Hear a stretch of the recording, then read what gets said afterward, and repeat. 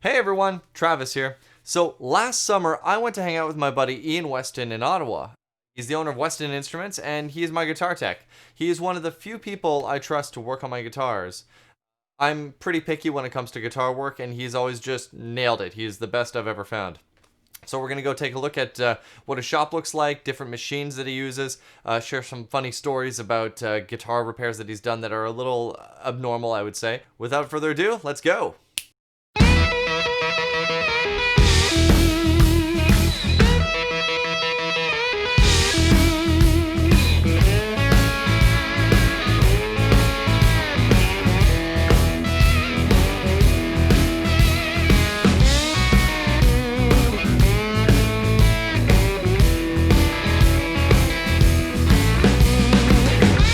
How many years have you been working on guitars, building, and everything like that? 15 years. 15 years? Yeah. Holy jeez. That's probably... Started when I was 19, and I am now 34. Okay, so this was like your first actual job, I guess? The first actual career, yeah. There were the odd jobs of paying bills, but I came back from guitar making school when I was 19, and I had my first gig in a repair shop before I turned 20. Okay, and that was, where was that? Was it in Ottawa? That was U3MF in Montreal. In Montreal? Yeah. Okay. And spent 5 years in that repair shop, having 3 far more experienced people saving my ass every day, which is basically the only way to learn how to do this stuff. Is to screw up and try. And screw up and try. And fix your mistakes. It's all practice. It's like playing guitars. Yeah, well, I mean, at least you actually go through the troubleshooting steps. Yeah. You know, like I said, you're the only guy who I actually bring my guitars to, because all the time it's like I've taken things to multiple guys, and then eventually I stumbled on him, and suddenly I didn't have, it was a one-stop shop. My stuff was done right the first time. Like I didn't have to, I didn't have somebody trying to convince me like, oh no, it's in your imagination, or you're too picky or something like that. You're the first guy who was like, yeah, well, no, you're right. This is off, or we can make this better. Well, no one can be very good, or no one can be excellent at everything. You can only be excellent at one thing. And okay. Therefore, I can't be an excellent guitar maker and an excellent guitarist at the same time. Yeah. So I chose to be excellent at working on guitars, but I need the feedback of people who actually use them to tell me if I'm doing it right or wrong. Okay. And that's always been my approach. So in 99% of the cases, the customer's complaint is genuine. Now, there is the 1% of cases where people refuse to accept the laws of physics, and you can't make them deviate from that. But in 99% of cases, when they say this is off, to them it is off, and there is a reason for that. Cool. So you measure it, you test it, you put it on the tuner, or you put it on whatever tool you need to try and turn their verbal, artistic description of the problem into an actual mathematical thing that you can just measure and solve. Oh, okay. So you're like a mad scientist of guitaring. Mad engineer. You've done a lot of weird work. Yes. Like some weird requests, right? Yes. I like repair a lot, simply because there is no routine in repair. You never know what's going to come through the door. It could be just a setup. It could be that guitar where I had to cast the ashes of the passed away brother into. Okay. You don't know what's going to happen. So you actually cast somebody's ashes into a guitar? Yes. So a lady came in and she asked if it was possible to take 2 of her deceased brother's guitar and cast inside of it somewhere a picture of himself and his ashes, so that they could then give the guitar to his children. That's ridiculous. That was a weird one. You're sifting through a dead guy. Yeah.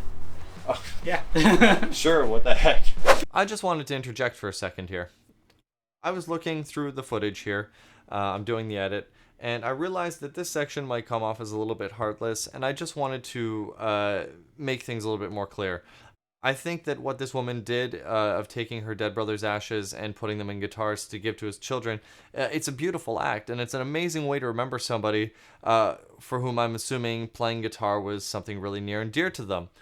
From the guitar tech standpoint, I don't think it's something that you would normally think that you'd be doing in your regular day. You'd probably be doing changing frets or fret dresses or neck resets or nuts or all this other stuff that goes with guitar, but going through somebody's remains to put into guitars is kind of an out of the ordinary situation. Let's go back to the video. And you've also got that bass that I shot earlier, but yeah, that was a bit of a sad story. That belonged to a local recording artist. He owned a music school as well, and okay. he's gigging all the time. And in his house had over 100 instruments. Some of Okay. them priceless, some of them just run-of-the-mill instruments. So he had 100 of them, and there was a fire. His Yeah, house- wait a minute. He had 100 instruments. He had 100 instruments in that house. 3 of them came out of the fire, and that was one of 3. One of 3 that came out. Yeah. Okay. And Were the other ones like the other 2 like relatively okay, or were they pretty Yeah, much? they in the were same okay. kind They of- were kind of just a little smoky, but no real damage. Okay. But the fire had burned so much, he's so hot. He said that his 1930s resonator, they couldn't find it. Like it's just melted away essentially. yeah, the fire burned so hot that a steel or bronze resonator it's gone. Yeah. We don't know where it In is. case you guys don't know what it is, a resonator is essentially kind of like a steel guitar. You were working on one earlier. Yeah, I was working The one on with it. the- You probably the- got some shots of it. Yeah, I did. Yeah, I did because it's a cool guitar. I mean, Mhm. they're awesome instruments, but it essentially melted the guitar. It melted it. Yeah, it was gone. And that Oh bass. my god, that oh man, bass that's was partially- tragic. Oh yeah, it was tragic. That was you know you try to don't cry. He's bringing it to you. I He's know, playing I the could story. He's like, don't cry. Oh god, no, I can imagine, man. Holy jeez. Yeah. So the idea behind that bass was to not make the damage disappear completely. Yeah. I mean, it did not look like that when it showed up. Yeah, well, I can see like I said earlier, I'm a little afraid to touch it because it's got like I know it's solid and I know that you've saved it and made it solid, but like it looks like something that you would like a piece of wood that you would fish out of the fire at the end of a campfire and just Oh, like yeah. It was let charcoal. break off. It was literally charcoal. Like There was yeah, some- the top's charcoal. We had to put some back in because as we were working, it was clicking off. So we had to glue it back on, and we made it solid. It works. Yeah, no, for sure. Now you can hit it. It's resonant. It's actually a guitar again, but it sounded hollow. Yeah, well, It was carbon. It I was mean, just there's carbon. nothing in there. Yeah, No. of course, and you know some of the pickups. I'm surprised the top pickup actually like made it through. That's the Because first that thing. one, because that one's melted like. That was funny because when he brought it in, I was like, well, we're gonna have to do this. We're gonna have to do that. We're gonna have to do all these things to make it work. You're gonna need new pickups. And he looks at me and he said, "Are you sure?" I'm like, well, no, actually, I'm not Yeah, sure. it's like, Let's try it. let's plug it in. So I plugged Fair it enough. in, and son of a bitch, it worked. And it just worked. The pots still worked too. Volume and tone control, they both worked. Jeez, that's cool. They were fine. And it still sounds alright. Yeah, still sounds like a P bass. Wow, that's got to be the most original P bass. It looks like something like a death metal band would be playing with these It days. is But the most metal. it is the bass most I've metal ever seen. bass I've ever seen. Yeah.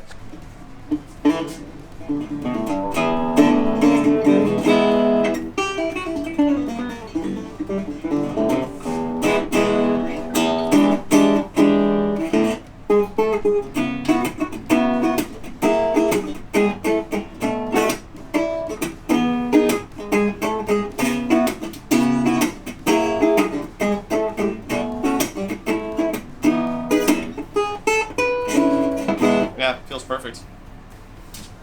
It actually feels good. The height, yeah, feels Yeah. great. Let me plug it in and see if it actually guitars spring reverb on top of a resonator. More reverb than you know what to do with. So, Plek machine. Christopher. Christopher, you named your machine. He's far too useful not to have a name. Okay, so yeah, not everybody's got one of these. No, it's obsession dialed up to 11. Okay, so why did you? Because I mean, this is a relatively large investment. You don't have to say how much it is, but I mean, like I mean, we were talking earlier. It's probably more than my first house. So this represents a big investment. Why dive into this? Because that's kind of like this is like taking out a mortgage essentially. Yeah, essentially, it is. It's a mortgage to a very, very nice house. Sorry, we just got interrupted by him doing like actual work, Yeah. not helping a YouTube guy. So essentially, you were so good at your job that you needed to get a machine to do it better. I guess. I needed Maybe? I needed help, and I wanted to not only increase my capacity, but I wanted to increase the quality at the same time. Yeah. Because I was using the neck jig, the big extruded aluminum Stumac Yeah. jig, and Everybody's got the Stumac stuff. and doing a fret dress that I've scanned those fret dresses, or some of them, and scanned them with the machine, and they were pretty damn good. Not Yeah. as good as what I could do with Christopher, but a fret dress and setup would take me up to 8 hours. Whereas this thing would take what, like 2 or something? Or? With this, we're down to 2.5.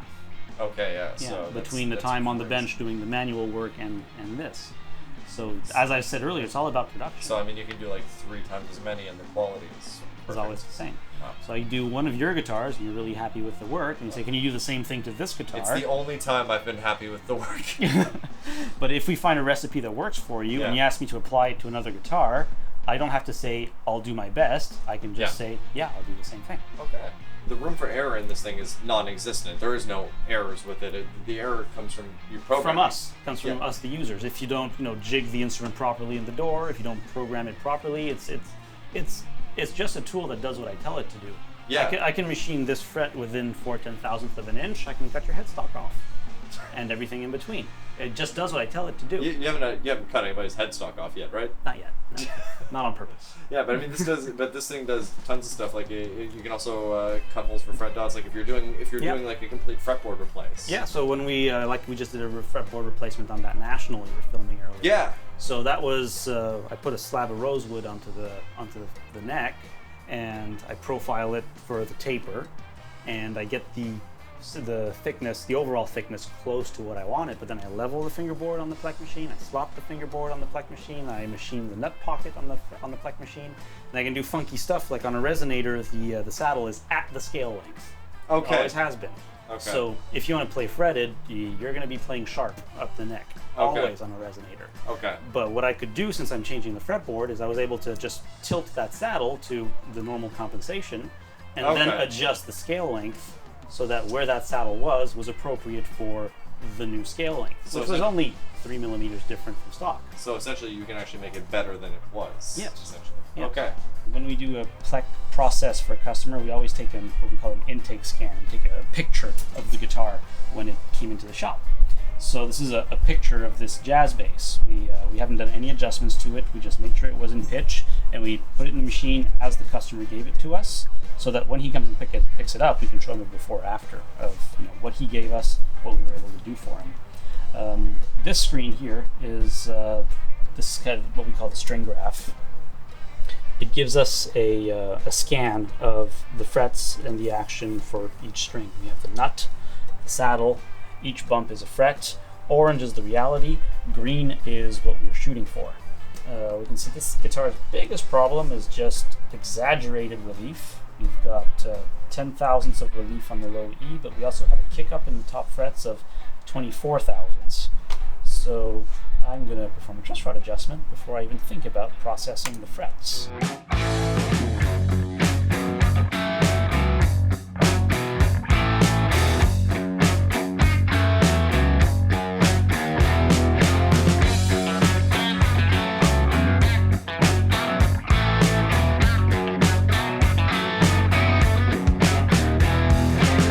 So here we are in the spray booth, which is another essential tool when you're getting to an advanced repair. These are just replacement necks for some guitar projects for some customers, but if you're doing structural repairs on lacquered guitars, you need to be able to touch you up need the to lacquer. blend it and. Yeah, like replacing the fingerboard on a National. You can't just. Are they? Do you lacquer? Is it lacquered the fingerboard or? No, but the edges. Oh, you mean the actual, Yeah, like the you actual. you want to blend your work back into the original instrument so it doesn't look like a repaired instrument. So your repairs are like invisible, like you don't see. Well, that's the point. Okay. Who goes to the mechanic and leaves wanting to look like they just left the mechanic? No, they just want a Okay. running car. Okay. That's a good analogy. Yeah. Cool. And so this is a lacquer spray booth. We've got the fire suppression system and all the bells and whistles that we can spray nitro because that's what most fancy guitars are finished with. Yeah. And We also do UV cure for Taylor guitars. Okay. So that's stuff Yeah, that you've got a couple certificates. Yeah, so we've got Taylor Gold and Martin. And I don't have a sticker for Santa Cruz, but we also do work for Santa Cruz. Okay. So yeah, part of the fun world of guitar repair is learning more skills so that Okay. you can adapt them to your work. Yeah, so this looks pretty intense. This is called a milling machine, Okay. and a proper machinist would call this the cutest thing ever. Okay. But to me, it's a heavy-duty tool. It's a mill is used for machining hard materials. Okay. So let's say one of the jobs it does that I do a lot on this is Floyd Rose nut height adjustments. Love Floyd Roses. You gotta love it. When you're. I don't. I don't. I love it. Lots of fun. But say there's no more shims under your locking nut, and your action is still too high. Okay. It's not comfortable in the first positions. It's out of tune in the first positions, and in the olden times, it would have been we got to shave wood from under the nut. which you don't want to do on, let's say, an Ibanez Gem, which is already about, it's about this thick. Thin necks, yeah. So you don't want to take more wood off of that. So Okay. you have to machine the hardened steel of the locking nut. Okay, so you're actually shaving off the metal off. I'm those shaving the nuts. metal off. Okay. Of it. Yeah. So we put it in here, and this is a tool. Again, me and my obsession with precision. This works within 1/1000th of an inch. Of course. So if I need to take your action down by 2/1000th of an inch at the nut, Yeah. well, no problem. I'll take it down by 2/1000th of an inch. I'm not Okay. gonna redneck it at a bench grinder. Yeah, that's probably. yeah, it's probably a bad redneck it up. Oh yeah. Right. So I mean, I'm a firm believer. Like when I get my things worked on, I want them to come back working better than they worked, but I also want them to look as or more expensive than they looked Yeah, when they well, came in. because I mean, also you're working like the idea is to make things as perfect as possible. So I mean, Yeah. this is about as perfect as it gets. I mean, Yeah. yeah. You know, I've also used it for leveling the gluing surface on next, like that National. Again, we're just going to talk about the National. The National. Yeah, it was the latest big one, so it's fresh in my brain. But once I pulled the original fingerboard off, the neck was still a banana, so I needed something straight to solve my banana problem. Yeah. So pop the neck in the mill with a bunch of fancy jigging fixtures so that I Okay. can actually true up the gluing surface. Oh, really? Okay. And I now have a flat neck. Okay, so you actually had to it was so bowed that you actually had to flatten down the Yeah. neck itself. Yeah, I did. And Okay, you know, wow. I have a headstock That's veneer from the important. 30s on there. I don't want to put that on a joiner. So the mill is really the ideal tool for that. I even put a carbon fiber rod in that neck because it had nothing. Just to stiffen it up, I guess. So that okay. yeah, because it was just like whatever pear wood they used back in the 30s for these resonators. It had no reinforcement Okay. whatsoever. So I milled a channel down the middle, put a carbon fiber rod in it, Yeah. and trued up the surface, and You there you can go. probably answer this actually, because I always think of like vintage guitars from like turn of the century kind of thing. They weren't built to last, really. They were just kind of built to work at that time, right? Yeah, Like, they were just a affordable tool for entertainment. so making it 100 years wasn't really in No, it wasn't the the goal. design of it. So now it's kind of like taking these and going like, okay, how can we make these work for longer periods? Yep. Or just they've worked for the period they were intended to. Do we throw it out or can we save it? Ah. And some guitars, unfortunately, economically, they're not worth saving. Like I think the old harmonies and silver tones, they're really, really cool. Yeah. But you know, some of them that you could restore, the condition they're in, they're worth less than my shirt, and they're only going to be Yeah. worth as much as my shoes when I'm done. Yeah. So it's not worth putting 40 hours of work into them. For sure. So that's a little unfortunate. Maybe one day the tides will turn and they'll be worth restoring. Yeah. But that's so the big jobs for now are saved for the instruments that are valuable.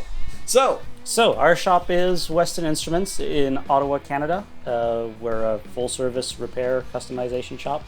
You will find us at 105 Schneider Road. Our website is www.ottawaguitarrepair.com.